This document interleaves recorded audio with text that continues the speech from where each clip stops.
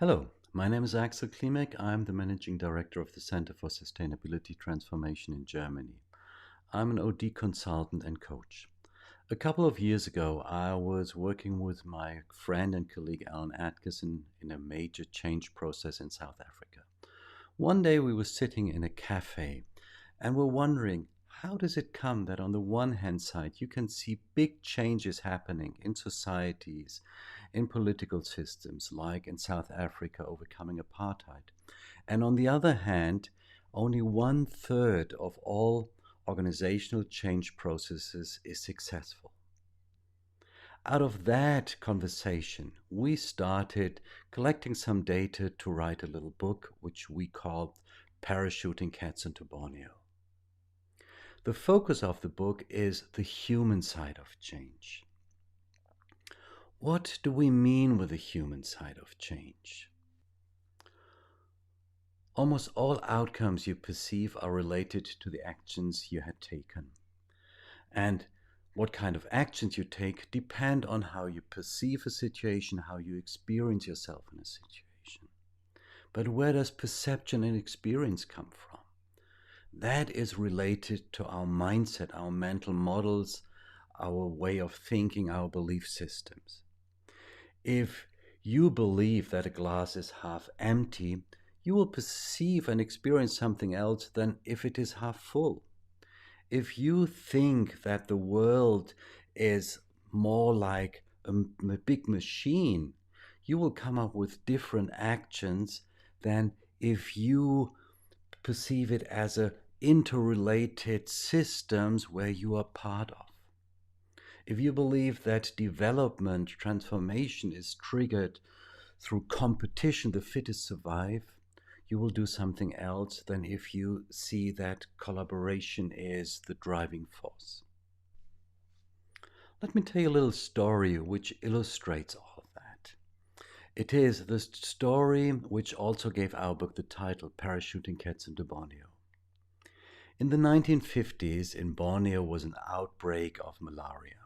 At the same time, there were new organizations formed, international health organizations, and they were trying to help Borneo. They were analyzing the system and were saying, yes, malaria is transmitted through mosquitoes. If we kill the mosquitoes, there will be no malaria. That was a great plan. So they sprayed DDT all over Borneo. What they were not aware in their analysis were of side effects. One side effect, for example, was that not only mosquitoes were killed, but also little wasps. These wasps usually lay their eggs into caterpillars. And by laying the eggs into the caterpillars, they reduced the population. But now the population exploded. And these caterpillars, they chew the straw of the roofs. So many caterpillars chewing the straw of the roof made the roofs collapse. But there was a solution for it. Tin. There is no caterpillar able to chew tin. Tin roofs are not pretty, they are rather ugly, and actually they're not very sufficient in climates which exist in Borneo, because when there's heavy rain, it is very loud, you hardly get any sleep. If the sun is shining, it is heating up. But that was not the only side effect. Another one was that not all insects were killed, but all insects were sprayed. So the lizards which ate the insect, they accumulated DDT. And when the lizards were eaten by the cats, they even accumulated more, and they died. If there are no cats around, the rat population exploded.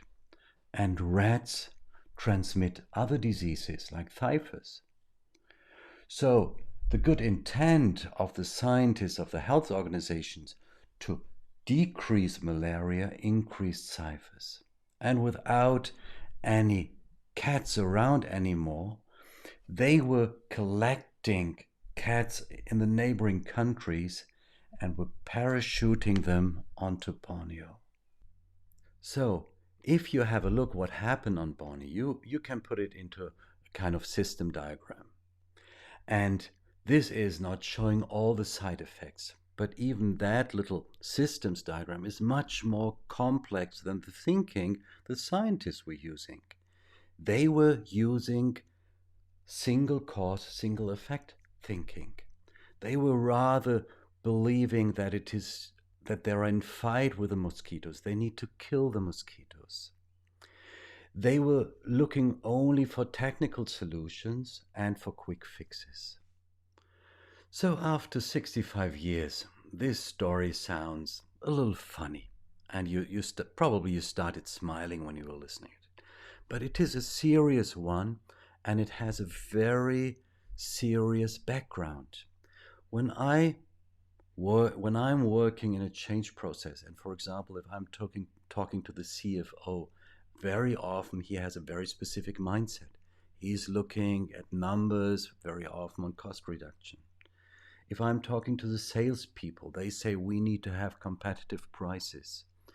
If I talk to the people of product design, they believe that it is important to have innovative products. And if you listen to the people who have to live the change, then very often you even get other stories. And only if the mindsets of all people involved in a change process more and more aligned, then you have a chance to create some success. Otherwise, you might end up with something what Peter Drucker was saying: culture eats strategy for breakfast. So thank you very much for listening. If you have any questions, any comments, if you have any contribution, please come back to us. We will be producing a few more videos in the future, and maybe your thoughts, your ideas will flow into one. And again, thank you for your attention, and bye-bye.